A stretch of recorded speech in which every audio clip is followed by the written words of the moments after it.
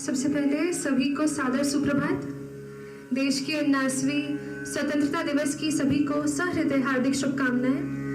मैं आज यहाँ हम सभी के प्रति एक समभाव से इस आज़ादी को मनाने, इसे सेलिब्रेट करने के लिए आप सभी के सामने आई हूँ। नमन करने आई हूँ उन वीर सेनानियों को जिनकी बदौलत आज हम यहाँ खड़े हैं, खुली हवा में सांस ले रहे हैं, किसी के गुलाम नहीं हैं और अपनी मनमर्जी से जो चाहे हम वो कर सकते हैं। इस आज़ादी की रक्षा के लिए जितना हम लड़ते हैं उससे कहीं गुना ज़्यादा हमारी सुरक्षा बलें, हमारी आर्मी जो कि थल सेना, जल सेना, वायु सेना और सीमा सुरक्षा बल, साथ ही पुलिस, ये हमारे देश के प्रोटेक्टर्स हैं जो बॉर्डर्स पर एरियाज में रहकर हमारे देश की निरंतर रक्षा के लिए तत्पर रहते हैं। आज मैं उन्हीं को नमन करने वाली हूँ, उनके कुछ बड़े कारनामों को नमन करने वाली हूँ जो हमारे देश के लिए निरंतर लगे रहते हैं।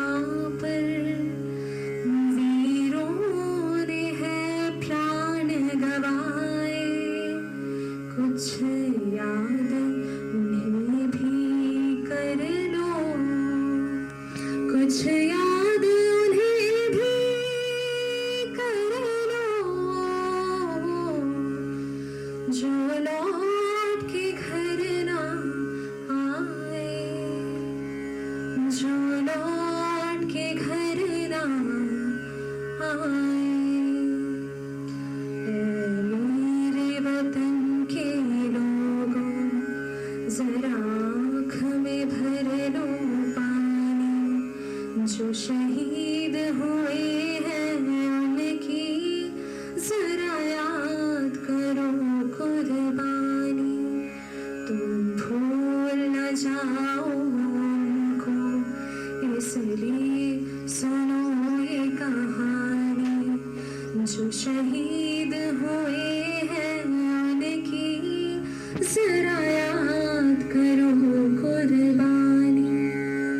ऑपरेशंस की बात की जाए तो इंडियन आर्मी ने जो सबसे बड़े ऑपरेशंस किए हैं उसमें सबसे पहला आता है 1961 का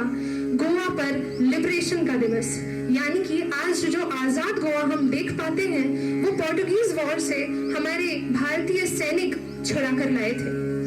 उस ऑपरेशन का नाम था ऑपरेशन विजय। दूसरा ऑपरेशन, जब हम बात करते हैं ठंड की,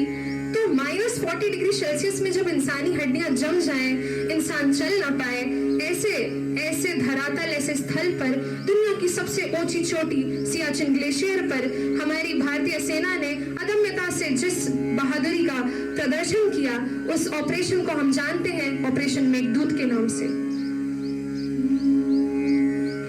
जब घायल हुआ हिमालय, खतरे में पड़ी आजादी, जब घायल हुआ हिमालय, खतरे में पड़ी आजादी, जब तक थी सांस लड़े वो, जब तक थी सांस लड़े वो, फिर अपनी लाश बिछा दी, संगीन पे धर कर माथा, सो गए अमर बलिदानी। जो शहीद हुए हैं उनकी जरा याद करो कुर्बानी। हमारी भारतीय सेना सिर्फ लड़ना नहीं जानती, रक्षा करना भी जानती है। जैसे पालक वैसे रक्षक। जब हम और ऑपरेशंस के बारे में जानते हैं तो हमें पता चलता है कि ऑपरेशन शक्ति, जिसने पोखरण में न्यूक्लियर टेस्ट को पॉसिबल बनाया, जिसने हमारे देश को एक नया आयाम दिया, साथ ही ऑपरेशन मैत्री जो कि नेपाल के अर्थक्वेक से बचाने के लिए था, वहां के पीड़ितों को रक्षा पहुंचाने के लिए था, साथ में उत्तराखंड की बाढ़ों में हर बार हमारी भारतीय सेना डटी रहती है, फिर चाहे वो वायु हो, जल हो या थल हो। जब देश में थी दीवाली, वो खेल रहे थे होली, जब हम बैठे थे घरों में, जब हम बैठे थे घरों में, वो झेल रहे थे गोली, थी धन्य जवान वो अपने, थी धन्य वो उनकी जवानी, जो शहीद हुए हैं उनकी जरा याद करो कुर्बानी। 26/11 का हमला कभी भुलाया नहीं जा सकता। आतंकवादियों ने जब पूरे मुंबई पर अलग अलग स्थानों पर, अस्पतालों पर, होटलों पर अपने बम दाग दिए थे, तब हमारी फौज न सिर्फ सेनाएं बल्कि एनएसजी कमांडोज, मार्कोस, सबने मिलकर हर धर्म पंथ को भुलाकर जिस अदम्यता से हमारे देशवासियों की रक्षा की, उसे कभी न भुलाया जाना चाहिए और न कभी हम भूल सकते हैं। कोई सिख, कोई जाट मराठा, कोई सिख, कोई जाट मराठा, कोई गोरखा, कोई मदरासी, कोई गोरखा, कोई मदरासी, सरहद पर मरने वाला, सरहद पर मरने वाला, हर वीर था भारतवासी, हर वीर था भारतवासी, जो खून गिरा पर्वत पर, वो खून था हिंदुस्तानी, जो शहीद हुए हैं उनकी जरा याद करो कुर्बानी। गाने का आखिरी पड़ाव आ चुका है। जब हम शहीदी की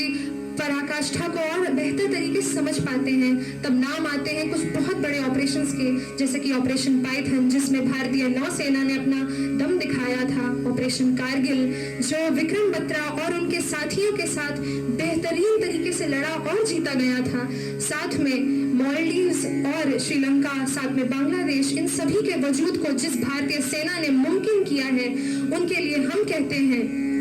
थी खून से लथपथ काया, फिर भी बंदूक उठा के 10-10 को एक ने मारा, फिर गिर गए होश गवा के, जब अंत समय आया तो, जब अंत समय आया तो कह गए कि अब मरते हैं, खुश रहना देश के प्यारों, खुश रहना देश के प्यारों, अब हम तो सफर करते हैं, अब हम तो सफर करते हैं, क्या लोग थे वो दीवाने, क्या लोग थे वो अभिमानी, जो शहीद हुए हैं उनकी जरा याद करो कुर्बानी, तुम भूल न जाओ उनको, इसलिए कही ये कहानी, जो शहीद हुए हैं उनकी जरा याद करो कुर्बानी। जय हिंद, जय हिंद की सेना, जय हिंद, जय हिंद की सेना, जय हिंद, जय हिंद, जय हिंद, जय हिंद, जय भारत।